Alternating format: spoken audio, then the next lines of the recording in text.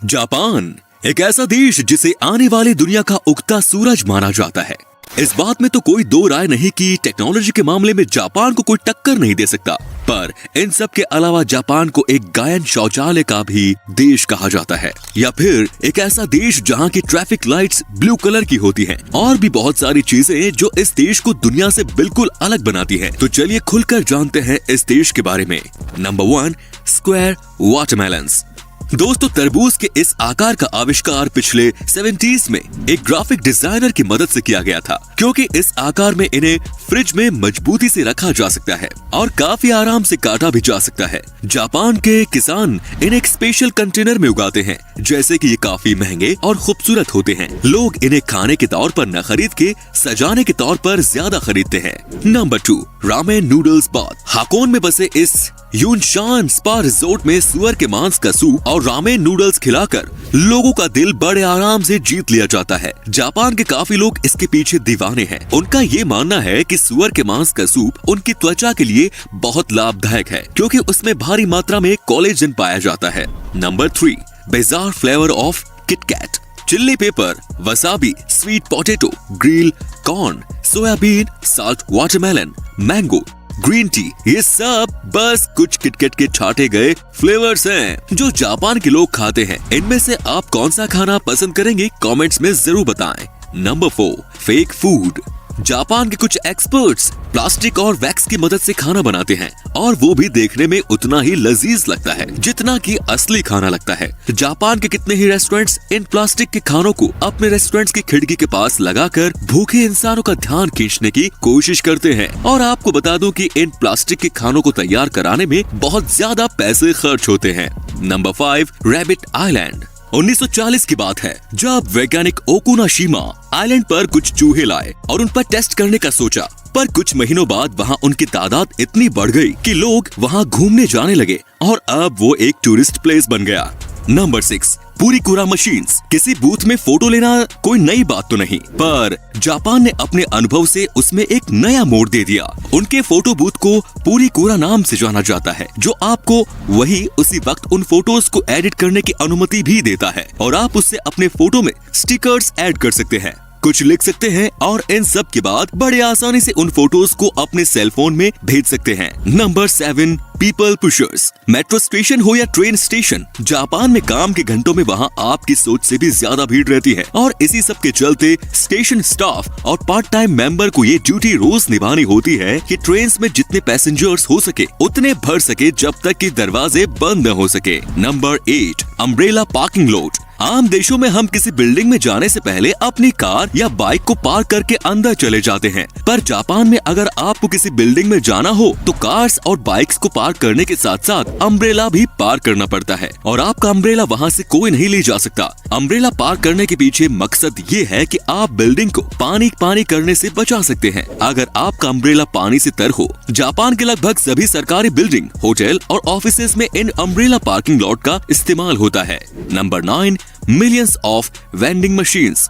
दुनिया के कई देशों में वेंडिंग मशीन नाम की कोई चीज ही नहीं है, वहीं पूरे जापान में 5 मिलियन से भी ज्यादा वेंडिंग मशीन्स का इस्तेमाल होता है। जापान के लोगों का देर रात तक काम करना बिल्कुल आम बात है, और इसीलिए उनके स्नैक्स और सोडा के लिए ही इन वेंडिंग मशीन्स का इस्तेमाल ज्यादा होता है। पर वैसे आप इन वेंडिंग मशीन से कुछ भी खरीद सकते हैं, महली से लेकर अंडरवियर भी, कुछ भी। तो दोस्तों, आप क्या सोचते हैं, हमारे देश में भी ये सुविधा उपलब्ध होनी चाहिए या नहीं, कमेंट्स में जरूर बताएं। Number 10, train delays make headlines. समय की पाबंदी और अनुशासन का जापान में बड़ा महत्व है, और ट्रेन स्टेशन इस चीज से बचने के लिए कुछ भी कर सकते हैं। दोस्तों, अगर ट्रेन 5 मिनट भी लेट हो जाए तो रेलवे कंपनी को एक उनके वर्कर्स और पैसेंजर्स के लिए डिले सर्टिफिकेट देना पड़ता है, जिन्होंने उनकी वजह से शायद कोई इम्पोर्टेंट मीटिंग मिस कर दी हो। और अगर ट्रेन किसी वजह से 1 घंटे से ज्यादा लेट हो जाए तो रेलवे कंपनी को न्यूज़पेपर में एक माफीनामा देना पड़ता है। Number 11, silent karaoke. कोन के आकार का बना ये माइक्रोफोन एक अलग तरह का माइक्रोफोन है। इसे वहाँ के लोग अपने मुंह के ऊपर लगा के रखते हैं। इसकी मदद से वो अपनी भुनभुनाहट को दूसरों तक नहीं ले जाने देते। अक्सर जापान में इस गैजेट का इस्तेमाल ज्यादातर वो लोग करते हैं जो अपने अगल बगल के लोगों को परेशान नहीं करना चाहते, या फिर वो लोग जिन्हें पब्लिक प्लेस में खुद में गाना गाने में शर्म आती है। Number 12, polite slurping. वैसे तो दुनिया में कितने ही देशों में झुकने को अच्छा नहीं माना जाता, पर जापान में झुकने से ही किसी खाने की प्रशंसा मानी जाती है। अगर नूडल्स खाते वक्त आप झुके नहीं तो उस रेस्टोरेंट का शेफ ये समझेगा कि आपको उसका नूडल पसंद नहीं आया। Number 13, face napkins.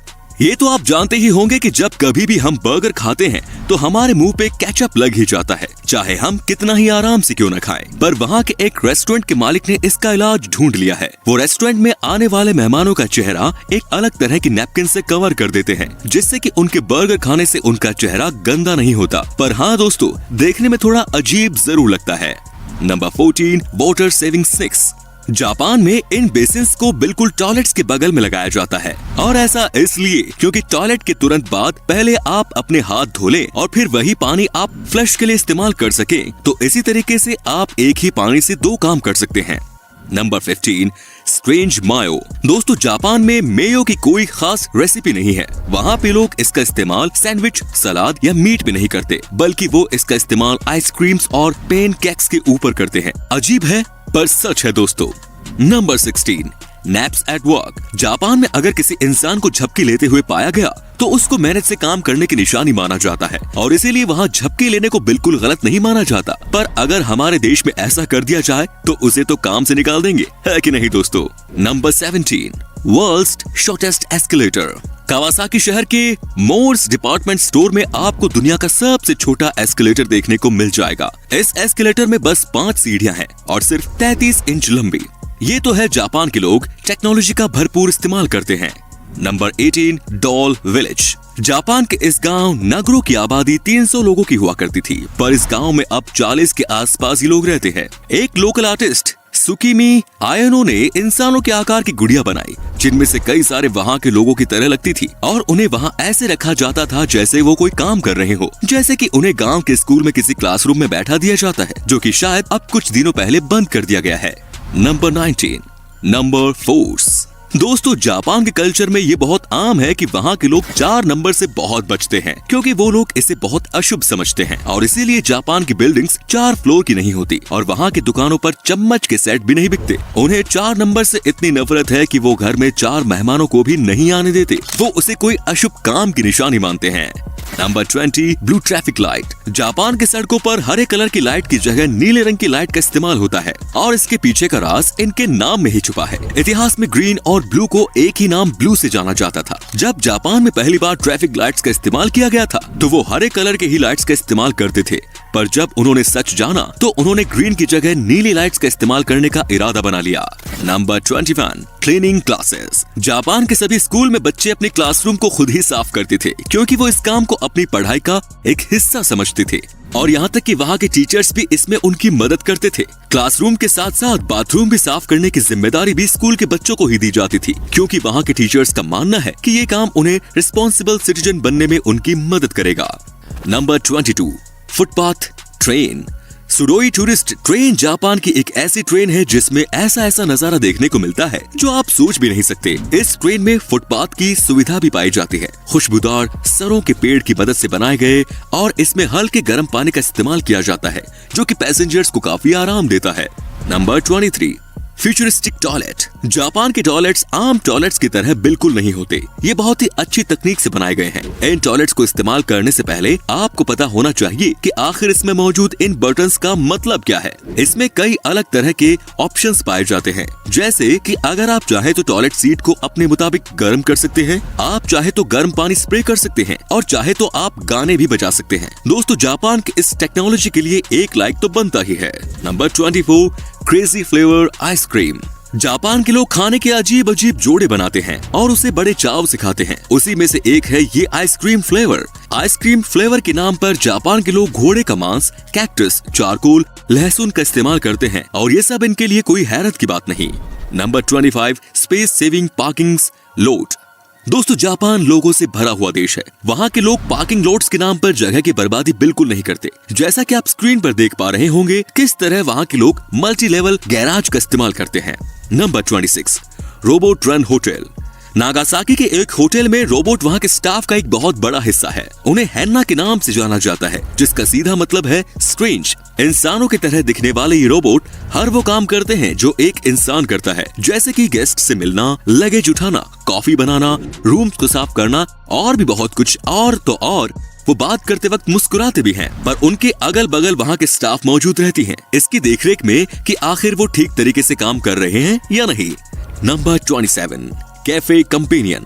किसी कैफे में अकेले बैठकर कॉफी या खाना खाना हो तो बहुत लोगों के लिए आम बात होगी, पर जापान में ऐसा कुछ नहीं है। यहाँ पे आपके सामने बड़े बड़े कार्टून्स बिल्कुल आपके सामने बैठे होंगे, जिससे कि आपको अकेलापन बिल्कुल महसूस नहीं होगा। तो दोस्तों आज के लिए बस इतना ही। अगर इस वीडियो से आपने कुछ नया सीखा तो वीडियो को लाइक करना बिल्कुल ना भूलें, और इसी तरह की वीडियोस का मजा उठाने के लिए चैनल को सब्सक्राइब करना बिल्कुल ना भूलें। धन्यवाद।